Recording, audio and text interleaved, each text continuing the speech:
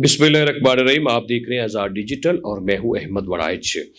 नाज़रीन, हालिया तौर पर एक सुहेल अफरीदी जो सीएम है केपी के, उन्होंने बुकला बरादरी से खिताब किया और वहाँ पे कहा कि हम ये चाहते हैं कि आप लीड करें, बुकला जो है वो क़यादत करें और हम आपके साथ चलने को तैयार हैं, आपके पीछे पीछे चलने को तैयार हैं। जो मुल्क में जो सियासी हालात हैं या जो आइनी हालात हैं वहाँ पर उन्होंने तकरीर की और एक ये बात उन्होंने की, और दूसरे नंबर पर उन्होंने ये कहा कि इस वक्त एक नई तहरीक की ज़रूरत है और एक नई तहरीक का आगाज़ हो जिसको वकला लीड करें और हम उनके पीछे चढ़े और हालात के मुताबिक जो वकला है वो उसमें कलीदी किरदार अदा कर सकते हैं। तो ये दो बातें उन्होंने की जो मैं आपके सामने रखना चाहता हूँ।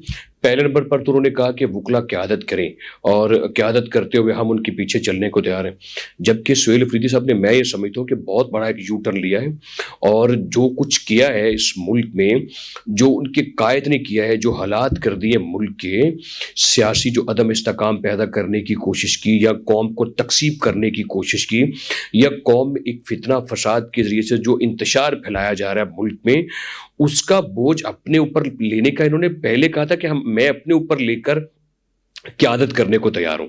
और उसमें अली मीन गंडापुर को तो इसलिए वहाँ से हटाया सूबे से कि भाई मैं चूँकि बड़ा यंग हूँ, इंसाफ लाहिर फोरम वो लीड करेगी और सारे हालात को हम आगे लेकर चलेंगे। और पंजाब का विज़िट भी किया और फिर कराची भी जा रहे हैं, यानी कि पूरे मुल्क में विज़िट कर रहे हैं। किस लिए? कि हम एक स्ट्रीट मूवमेंट चलाना चाह रहे हैं, हम एक स्ट्रीट पावर के ज़रिए से जो है वो सिस्टम में आना चाहते हैं और मुल्क के अगर कुछ हालात बेहतर हो रहे हैं या आने वाले वक्तों में मज़ीद बेहतरी आ रही है तो वो किसी तरीके से ख़राब कर दिए जाएं।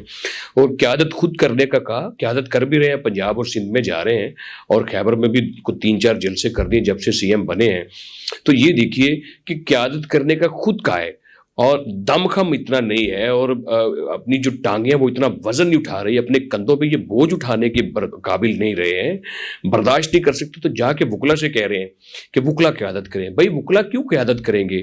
और जो कानूनदान है इस मुल्क के रहने वाले जो वकील हैं वो आपका बोझ क्यों उठाएंगे? या वो आपकी जो सियासी आपके मफादात हैं वो किस तरीके से आपका बोझ उठा सकते हैं? तो ये बिल्कुल मैं समझता हूँ कि एक ऐसी रफ किस्म की बात है और एक गैर कानूनी बात है। और आप मुझे बताइए कि क्या वकला इसलिए है कि वो आपका 9 मई आप करें, वो आपका बोझ उठाएं, 26 नवंबर आप कर दें, वो आपका बोझ उठा दें? और बानी ने तो 9 मई किया, एक 9 मई पार्ट 2 जो है वो सुहेल अफरीदी ने भी किया है, क्योंकि इनकी जो सारी सोच है वो 9 मई के ऊपर खड़ी है। आपको याद नहीं हालिया दौरा किया पंजाब में, किस तरीके से पंजाब असम्बली में गुजरे हैं? अच्छा ये देखिए कि यानी कि कभी कहते हैं कि इदारों के ऊपर हम नहीं घुसे हैं, हमने हमला नहीं किया है, तो क्या पंजाब असम्बली पाकिस्तान का इदारा नहीं है? किस तरीके से आप वहाँ पे सैकड़ों लोगों को लेकर उसके अंदर घुसने की कोशिश करें, जबकि एक शख्स भी वहाँ पर अंदर नहीं जा सकता जब तक लिस्ट में उसका नाम नहीं है। और फिर वहाँ पर जाकर आप बदतमीजी किया, आपने गालम गलोच किया, आपने एक वल्गर किस्म की आपने लैंग्वेज यूज़ की और जिसकी आपने बाद में माफ़ी मांगी और इसी पर राय में मांगी कि आपने गलत ज़ुबान यूज़ की थी।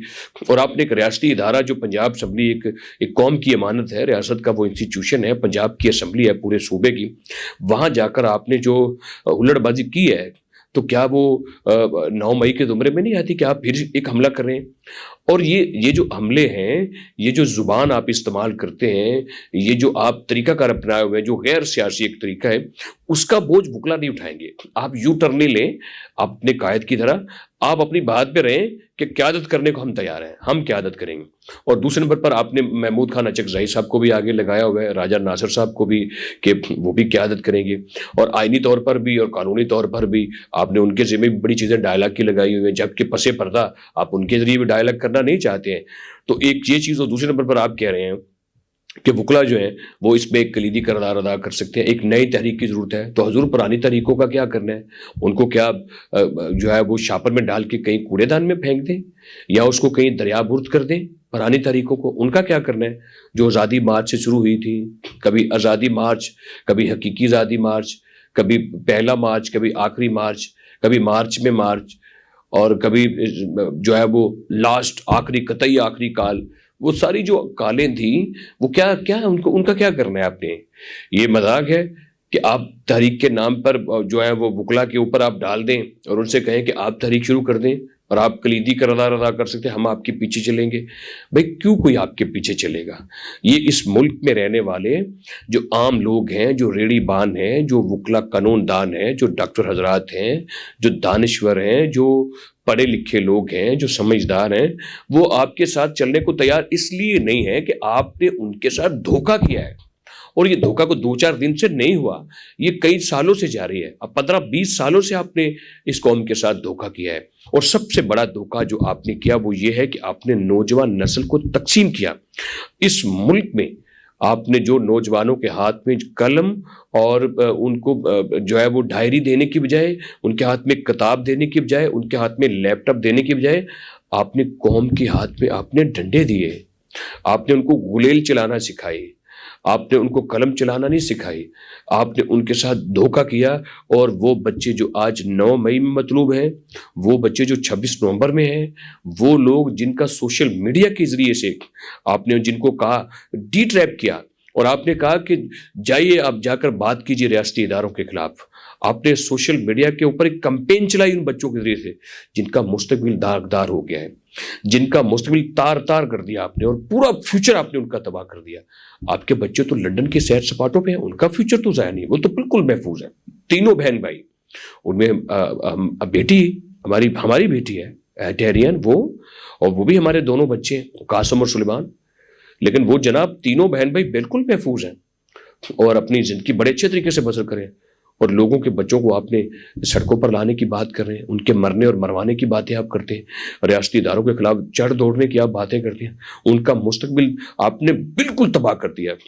اب آپ کے ہتھے کوئی نہیں چڑھنے والا، کوئی شخص جو ہے وہ اس وقت آپ کے ساتھ دینے کو تیار نہیں ہے۔ آپ جتنی مرضی تحریک چلا لیں، جو مرضی کر لیں، لوگ آپ کے ساتھ نہیں آئیں گے، کیونکہ آپ نے پوری قوم کے ساتھ دیدہ دنست آپ نے دھوکہ کیا اپنے ساتھ۔